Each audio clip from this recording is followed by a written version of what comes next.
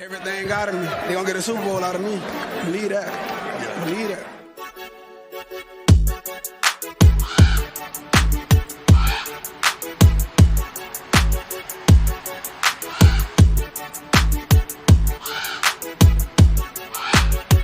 I'm a Raven. It's on. All year. Every year. What's up, everybody? Welcome in. Today I'm going to be going through my Week 2 review. Ravens get a huge win against Cincinnati Bengals. Final score of 27-24. So just to start off, we'll do sort of like we did for the last review video for the Texans game. The good, the bad, the ugly. I like to get the bad news out of the way first. So the the ugly, I should say, would be just sort of the refs and the penalty calling. Just not that there were penalties. There was less than the first game, but it just seemed like there was a good amount of inconsistency on both sides, right? So there were some calls that went against the Ravens and some calls that went for the Ravens. Some makeup calls, ticky-tack calls. It just didn't really seem like it was very, it wasn't a very cohesive effort by the refs. The bad, I would say, honestly, there wasn't too much bad in this game by the Ravens. The only bad that I would say that really stuck out to me was on the punt return for a touchdown by the Cincinnati Bengals. There didn't seem to be good boundary play by the Ravens on special teams. He was able to cut it back inside, and I saw at least two Ravens players to the sideline that he was basically being redirected back in. They got blocked out that far, so that was not great to see. But everything else, I mean, if that's the only complaint that I have, the offensive line was huge in this game.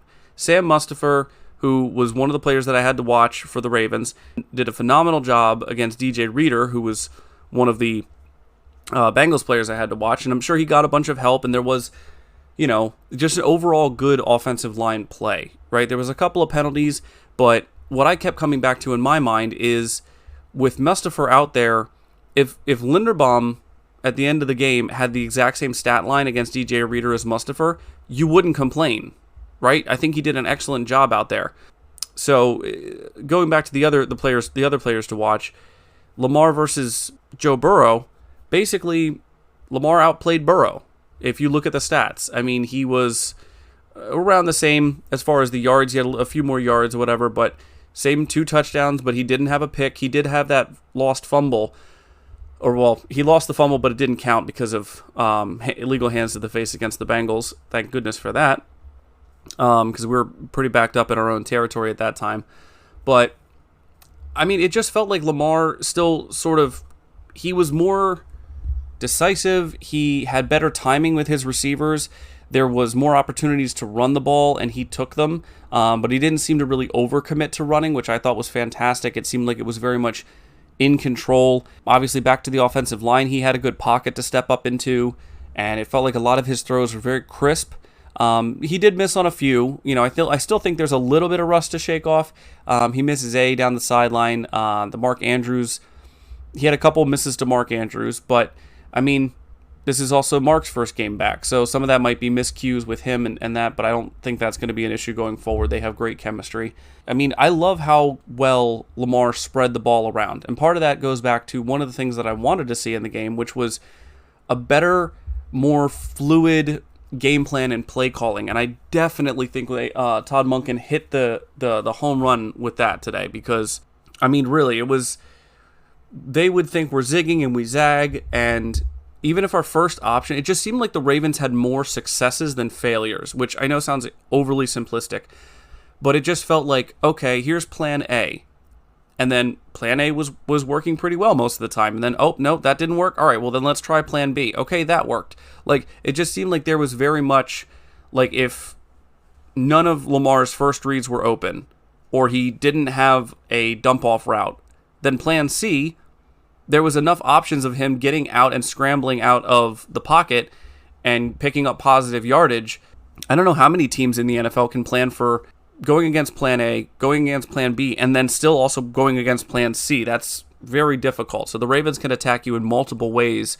I love that diverse play calling ability of Monken's offense.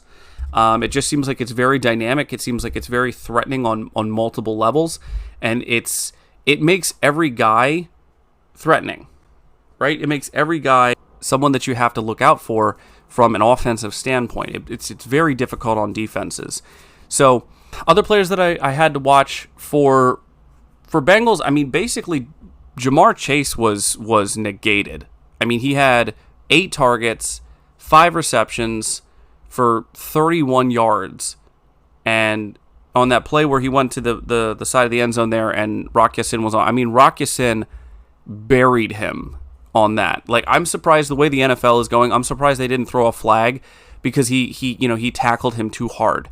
But excellent play. Love to see the physicality from him. I mean, that was just, and the timing of it too was just, we really needed that boost. There was a couple of very timely boosts to morale or boosts and momentum, which you need in away games, right? You need something that really generates that oomph from our team to keep them up in a lot of these games, to stay competitive and keep that momentum going and to build off of these. You know, the offensive player of the game for me that gets the offensive game ball is going to be Lamar Jackson, just because of his ability to be dynamic, how well he got the ball out to multiple targets early. I think the ball was in at least 10 players' hands during the game. So that was excellent to see that spread. But the defensive game ball, in my opinion, has got to go to Geno Stone, not just for the interception, which was, again, what I'm talking about. It's a huge play. We needed it right when we got it. And not only did it stop them from scoring, but we went right down the field and scored off of that. So to basically have a 14-point swap, they didn't get 7 and we did. That's huge for momentum, right? But he also led the team in tackles.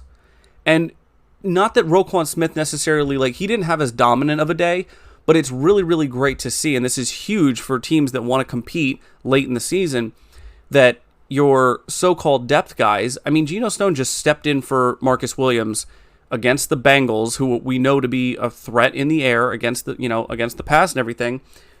He steps in, not only does he cause a turnover, but he leads in tackles, and it just seems like when other players are down, other guys rise to the occasion, and it's okay that Roquan didn't have the perfect game, or this guy or that guy didn't, or Darius Washington didn't have as big of an impact in this game, but that's fine because other players were able to come in and, Kyle Hamilton on that, I think we were rushing 7 on a 3rd and 11, or it might have been 3rd and 8. I can't quite remember, but all I remember is it just felt like a very Bengals and Ravens play where just at the last second, Burrow got the pass out to the side and Kyle Hamilton is there and he's barely able to get the guy down enough to hit the knee to the ground with the ball.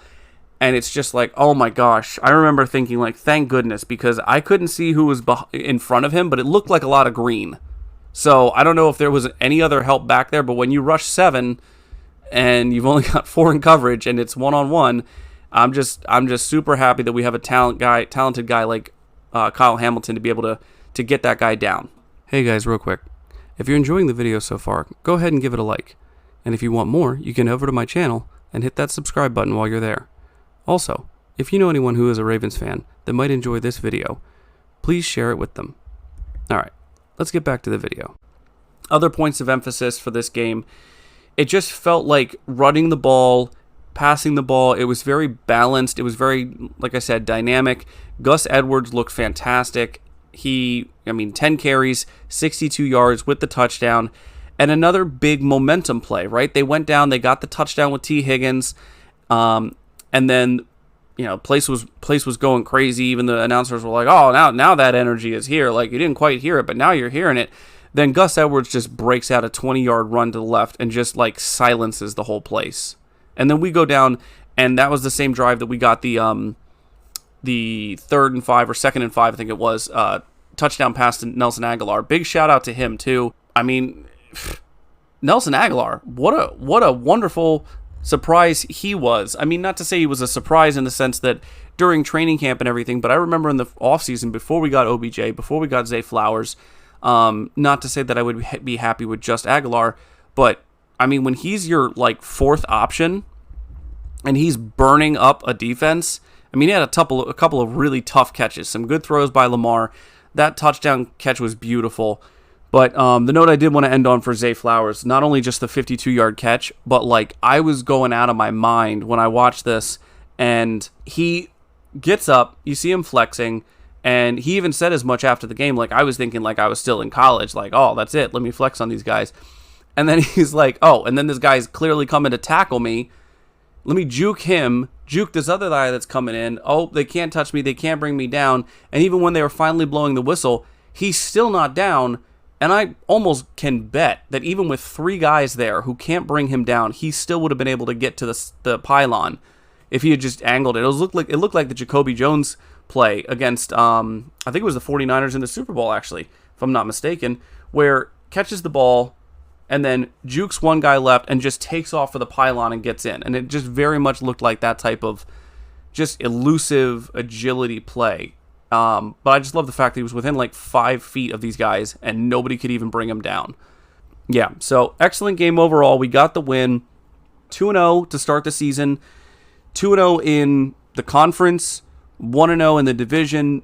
Cincinnati is 0-2 in the division, 0-2 overall. We'll see what happens in the Monday night game. Browns versus the Steelers. But yeah, this was a huge win, and we're on to the Colts for next week. So that preview will be coming out soon. But yeah, I mean, let me know in the comments what your favorite play of the game was. I think my favorite play was probably, I gotta say it was the Geno Stone, because the momentum shift on that was just so significant. But let me know in the comments down below what your guys' favorite play was. And yeah, I'll look forward to seeing you guys in the next one. Thanks. Bye.